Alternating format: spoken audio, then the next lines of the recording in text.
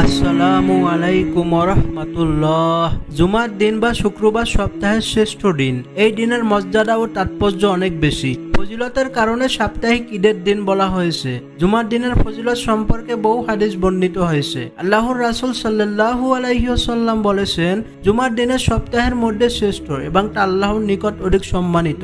ইবনে মাজাহ হাদিস নাম্বার 1084। আবু হুরায়রা রাদিয়াল্লাহু তাআলা আনহু থেকে বর্ণিত আরেক হাদিসে রাসূল সাল্লাল্লাহু আলাইহি ওয়াসাল্লাম বলেছেন, সূর্য উদিত হওয়ার দিনগুলোর মধ্যে জুমার দিন সর্বোত্তম। এই দিনে আদম আলাইহি ওয়াসাল্লামকে সৃষ্টি করা হয়েছে।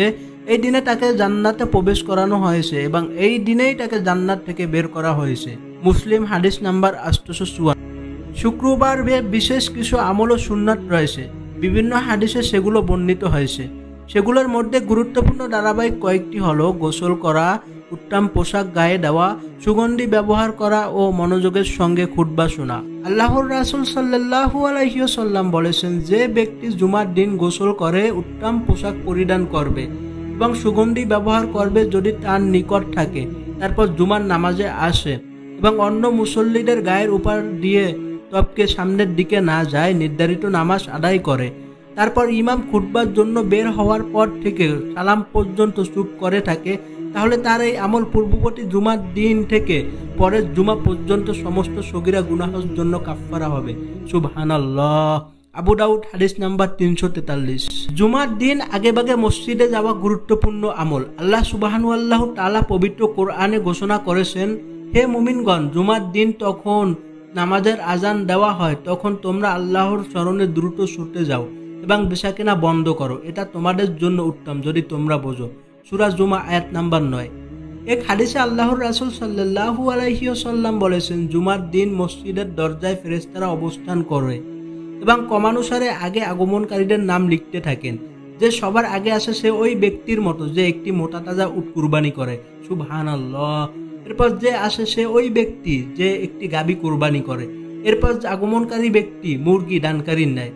তারপর ইমাম যখন বের হন তখন ফেরেশতাগণ তাদের লেখা বন্ধ করে দেন এবং মনোযোগ সহকারে খুতবা শুনতে থাকেন। বুখারী হাদিস নাম্বার 929। সূরা কাহফ তিলাওয়াত করা জুমার দিনের বিশেষ একটি আমল। আবু সাঈদ খুদরী রাদিয়াল্লাহু তাআলা আনহু থেকে বর্ণিত হাদিসে রাসূল সাল্লাল্লাহু আলাইহি ওয়াসাল্লাম বলেছেন, যে ব্যক্তি জুমার দিন সূরা কাহফ পাঠ করবে তার জন্য 2 জুমা পর্যন্ত নূর উজ্জ্বল করা হবে। সুবহানাল্লাহ। নবীজি সাল্লাল্লাহু আলাইহি ওয়াসাল্লামের উপর বেশি দুরূদ পাঠ করা জুমার দিনের ফজিলতপূর্ণ আরেক আমল। আল্লাহর রাসূল সাল্লাল্লাহু আলাইহি ওয়াসাল্লাম বলেছেন, দিনসমূহের মধ্যে জুমার দিনই সর্বোত্তম। এই দিনে আদম আলাইহি ওয়াসাল্লামকে সৃষ্টি করা হয়েছে। এই দিনে তিনি ইন্তেকাল করেছেন। এই দিনে সিংহায় ফু দেওয়া হবে। এই দিনে সমস্ত সৃষ্টিকে বেহুশ করা হবে। অতএব তোমরা এই দিনে আমার উপর অধিক পরিমাণে দুরূদ পাঠ করো, কেননা তোমাদের দুরূদ আমার সম্মুখে পেশ করা হয়ে থাকে। আবু দাউদ হাদিস নাম্বার 1047। জুমার দিনের বিশেষ ও গুরুত্বপূর্ণ একটি আমল হচ্ছে দোয়া করা।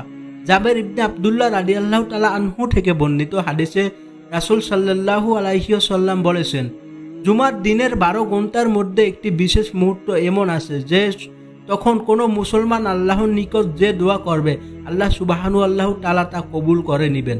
আবু দাউদ হাদিস নাম্বার 1048। আল্লাহ সুবহানাহু তাআলা আমাদের সুন্দর ও সার্থকভাবে জুমার দিন কাটানোর তৌফিক দান করুক এবং আমাদেরকে এই আমলগুলো করার তৌফিক দান করুক। আল্লাহুম্মা আমিন।